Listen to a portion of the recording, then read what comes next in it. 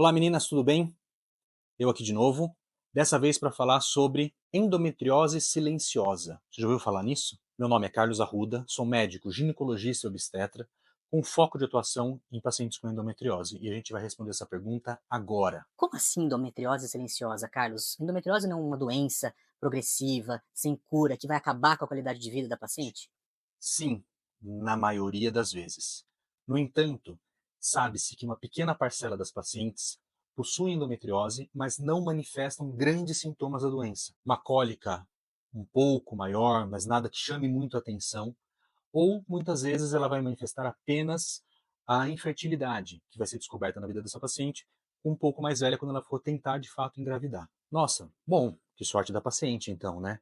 Mas então a gente não precisa fazer o acompanhamento dessa paciente? Não, pelo contrário. Precisa sim. Precisa fazer uma avaliação anual, fazer um acompanhamento, saber que essa paciente possui a doença, entender onde estão os focos da doença e monitorar o crescimento da doença. Ou seja, fazer um acompanhamento com foco em endometriose.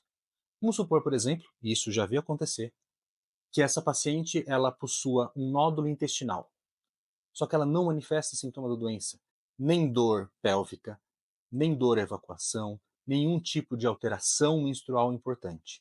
Contudo, no futuro, pode ser que esse nódulo endometrial intestinal venha a crescer, e aí então uma medida precisa ser tomada em relação a isso. Portanto, toda paciente que possui endometriose precisa do acompanhamento necessário. A gente vai poder intervir ou não no tratamento dessa paciente. Contudo, o acompanhamento, a monitorização, o controle do crescimento dos nódulos é importante sim. E aí você me pergunta, existe algum caso em que seja endometriose silenciosa ou seja uma endometriose que tenha, de fato, uma perda da qualidade de vida da paciente em que a cirurgia é extremamente necessária? Existe. Existem casos em que você pode indicar cirurgia por uma questão de fertilidade conjugal, isso é um assunto a discutir à parte. E existem casos em que você pode indicar a cirurgia devido à presença dos nódulos de endometriose em locais de risco no organismo. Exemplos: nódulos de endometriose no intestino delgado da paciente, que é um intestino que possui uma parede mais fina, portanto mais suscetível a alterações causadas por aquele nódulo e mais facilmente pode ser ocluído, certo? Aí você tem um quadro de oclusão ou suboclusão intestinal. Nódulos de endometriose que acometem um apêndice. Nesse caso, esses nódulos devem ser retirados, pois dificilmente, no exame de imagem, você vai conseguir distinguir entre um nódulo de endometriose e um câncer cometendo essa região.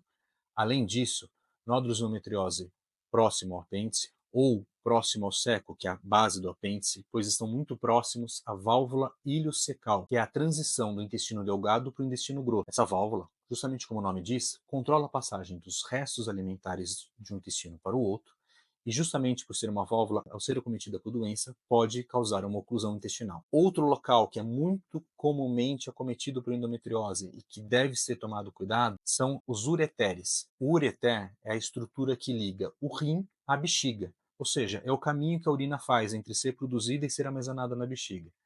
Os ureteres são estruturas muito sensíveis, muito fininhas. Nódulos de endometriose nesses locais podem ocluir o ureter e impedir a passagem da urina. A oclusão do ureter pode causar um acúmulo de urina até o rim e levar a lesões renais. Portanto, também devem ser observados com cuidado. Esses foram alguns exemplos. Se você tiver mais dúvidas, só comentar aqui embaixo, ok? E aí, achou interessante a existência de uma endometriose que não causa sintomas? Pois é, a gente pode realmente dizer que essas pacientes deram alguma sorte. Elas possuem a doença, mas não possuem todo o mal que a doença traz consigo. Lembrando, como eu já disse uma vez, que tamanho da doença e sintomas causados por ela não existe uma proporção. Ou seja, não é porque eu tenho mais doença espalhada no organismo de uma paciente que ela irá possuir mais sintomas, mais dor ou uma maior infertilidade. Não existe essa relação linear. Podemos ter casos de pouca doença com muita dor, casos de muita doença com pouca dor, ou, como explicado hoje, nenhuma. Achou interessante esse assunto? Quer que eu comente mais alguma coisa sobre ele? Deixa o comentário aqui embaixo ou encaminha para alguma amiga, pois endometriose é uma coisa que a gente precisa compartilhar. É uma doença que acomete uma em cada 5 a 10 pacientes, ou seja, muito provavelmente você conhece alguém, ou na verdade algumas mulheres, que possuem endometriose. Tá bom? Então fico por aqui, um beijo e até mais.